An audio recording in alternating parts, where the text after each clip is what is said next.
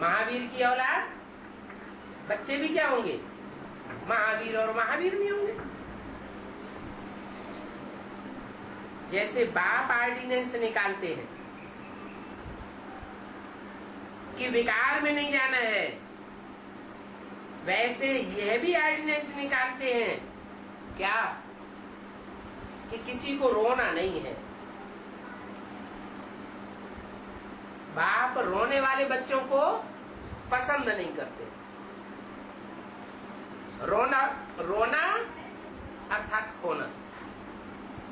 जो रोने वाले हैं वो कमजोर आत्माएं हैं।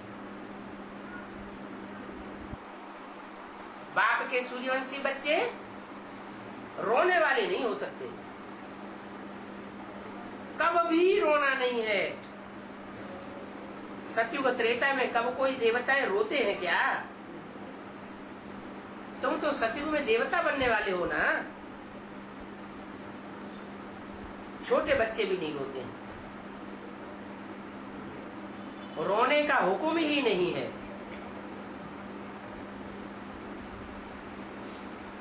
वो तो है ही हर्षित रहने की दुनिया। तो हर्षित रहने की प्रैक्टिस तुम बच्चों को यहां ही करनी है। ये लक्ष्मी नारायण देखो कितने हर्षित हैं। तुम किसके राज्य में आने वाले हो? हैं? लक्ष्मी नारायण के राज्य में आने वाले हो। तो 16 कला संपूर्ण है। अच्छा, बच्चों को गुड मॉर्निंग। अगला प्रातः क्लास 4-3-67 का बचा हुआ पॉइंट्स दिया है।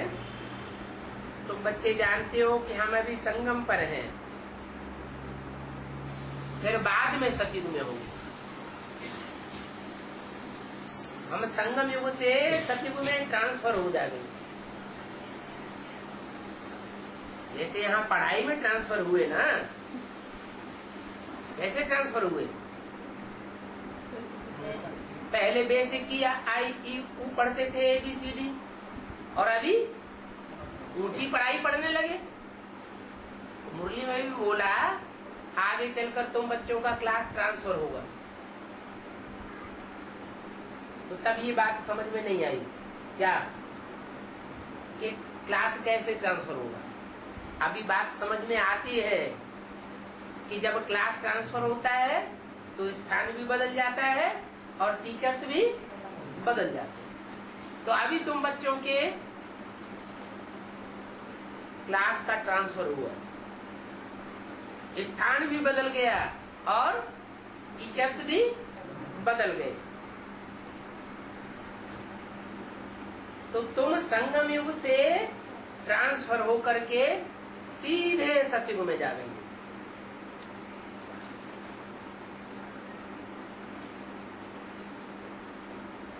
इसका ट्रांसफर नहीं होता क्लास। किसका है? अरे इसका जिसको कहते ब्रह्मा बाबा, उनका क्लास ट्रांसफर हुआ है? वो तो शरीर छोड़ दिया, तो क्लास ट्रांसफर का हुआ। जब इसका क्लास ही ट्रांसफर नहीं हुआ तो इसको जो फॉलो करने वाले हैं उनका ट्रांसफर होता है क्या?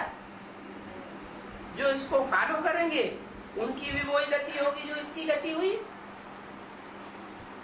ब्रह्मा का 8 फेल हुआ तो ब्रह्मा को याद करने वाले भी 8 फेल होकर के शरीर छोड़ते जाते हैं अकाले मृत्यु में।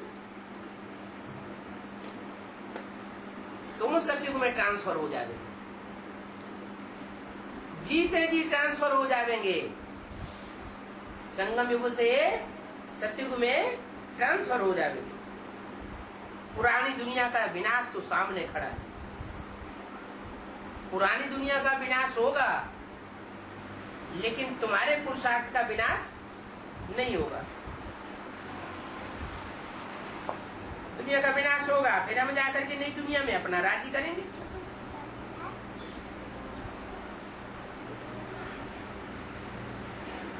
अनेकों बार हमने ये चक्कर लगाया। क्या चक्कर लगाया?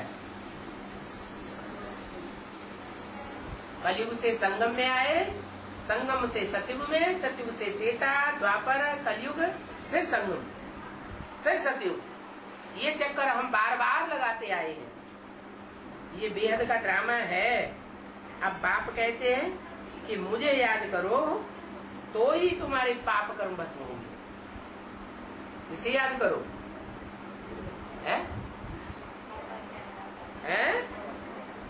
नहीं, कौन कहते हैं? बाप कहते हैं। माने ब्रह्मा के द्वारा बाप के रूप में नहीं आया। उसको याद करने की बात नहीं है। अगर उसको याद करने की बात होती तो ब्रह्मा का चित्र रखने के लिए ही मना क्यों करते? वो ब्रह्मा का रूप पतित पावन बाप का रूप नहीं है, इसलिए बोला। अभी बाप कहते हैं कि मुझे याद करो।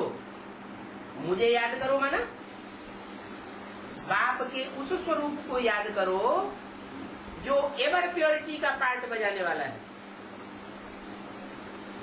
देवताएं होते हैं प्योर, भगवान होता है एवर प्योर, और राक्षस होते हैं इम्प्योर, मनुष्य होते हैं इम्प्योर। तो तुम भगवान बाप के बच्चे बने। अब मुझे एवर प्योर परमात्मा बाप को याद करो तो तुम भी प्योर बन जाएंगे, देवता बन जाएंगे। तुम्हारे सारे विकर्म भस्म हो जाएंगे। बुलाते भी हो कि हे पतित पावन आओ। कौन बुलाते हैं? आकर के पावन बनाओ। कौन बुलाते हैं? मुरली में बोला है जो पतित से पावन बनते नहीं वो पतित पावन सीताराम कह करके बुलाते भी नहीं। जो पतित से पावन बनते हैं वो ही पतित पावन सीताराम को बार बार अपने घर में बुलाते भी नहीं। क्या